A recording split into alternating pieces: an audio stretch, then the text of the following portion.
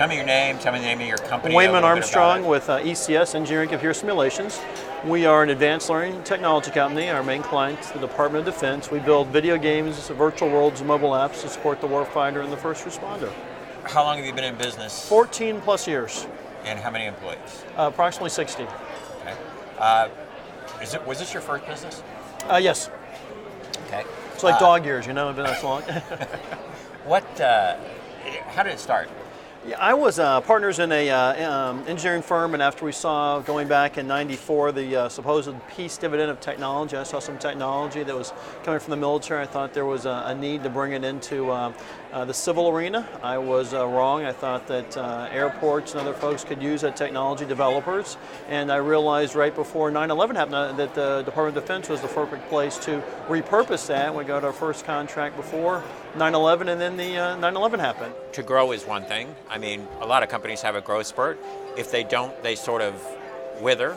Sure. I mean, they go away. So you have to grow to survive to a degree. For us, we went, for example, from the first time from $3.7 million to $11 million.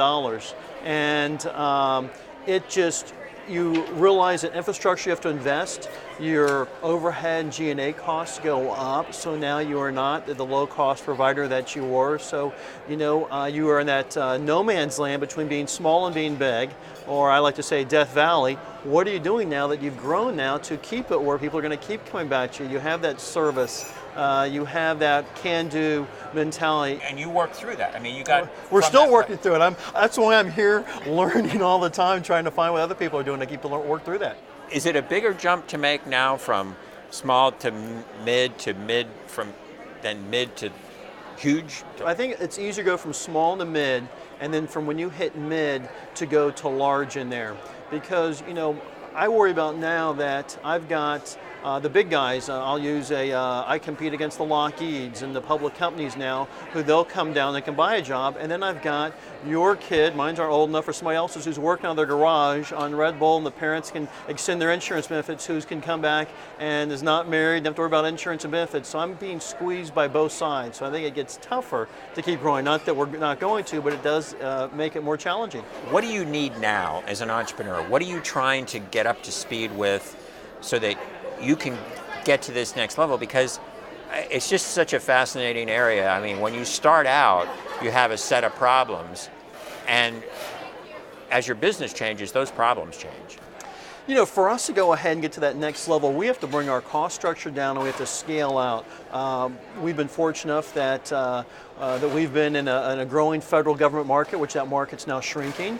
We built technologies that we thought that we can now be used by local and state governments. That market is shrinking. We have products being used by medical, but the medical budget area is up in air, so we're looking international.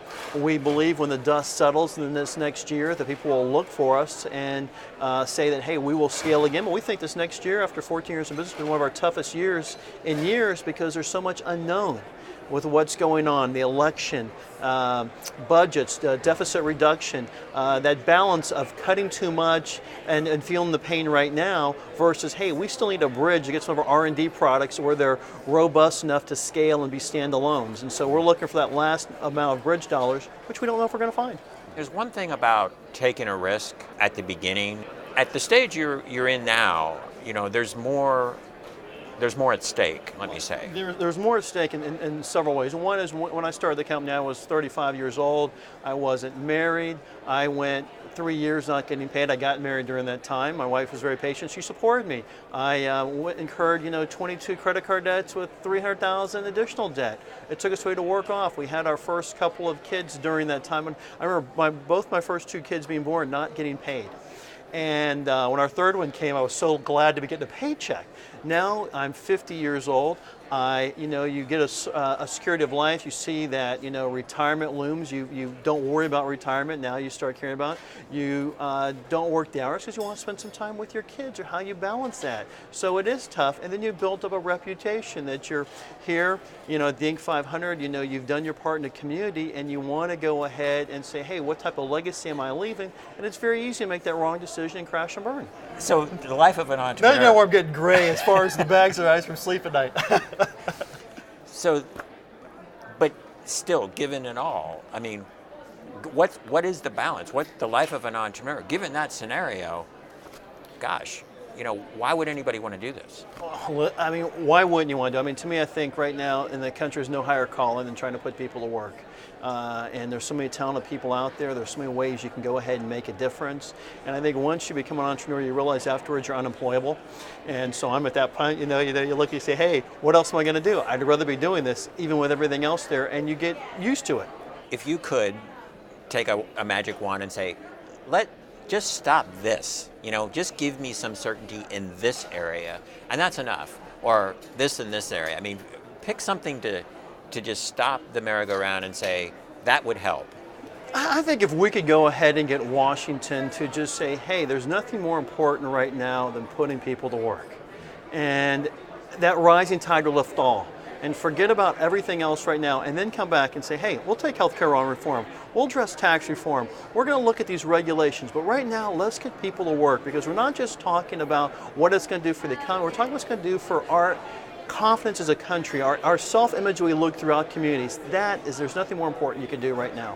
Where are you now in terms of investment in your company, or what's the funding situation? Well, we were fortunate enough. We've got several angels who stood by us. Our bank, I had to go out of state to find somebody who would lend to us when we were growing. We've continued the relationship, even though our credit line's been cut back, even though being profitable. We were looking to do a private equity deal earlier this year that unfortunately fell through, and so it's fluid. I think that the problem is people are looking at investment for those home runs. You look and you say, okay, hey, there's a LinkedIn IPO, there's the group, and there's firms out there that are going to be doubles. There aren't going to be the home runs. They're going to keep growing, but people don't want those. And I think that's something we've got to get back to. That hey, there's a workforce that's going to be retiring soon. There's a lot of entrepreneurs out there going to need to cash out, who have profitable businesses. What can you do to go back to lending them without getting greedy? Are there parts of the organization that you've been able to let go, and then are there ones that you feel still demand your daily attention and focus?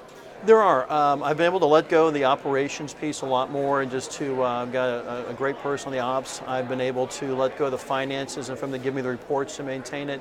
The two areas right now for me are business development. When you're small and you start selling, a lot of people don't want to let go of that relationship with you, and so I have to go ahead and sustain that relationship. And then strategically, you come to a conference like this, you read what Kaufman's doing, it's changing so fast. What are we doing to adapt and stay ahead? So I would love to spend more time strategically. That's what I'm trying to do now. What are some of the core principles for you that are important as you built your company and as it exists today?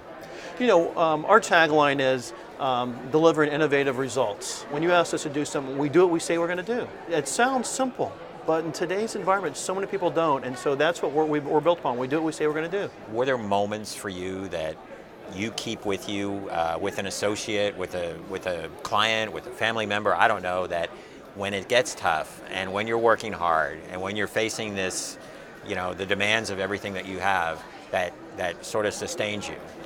I'm fortunate enough to have been a part of a CEO group of second stage entrepreneurs for the last 4+ years, and I like to say, I can't go tell people I work with how am I meeting payroll this week, but I can with them. Having that group of, as we say, a band of brothers and sisters that we can go to every month means a tremendous amount, and each one has a different skill set to reach out to. And I have been blessed to have a wife who has worked through this. After our first child was born, she was going to stand and not go back to work. I went back to her and said, honey, I'm sorry. I need to go back to work. She said, yes. A few months later, I said, honey, I am sorry. I have blown all of our savings.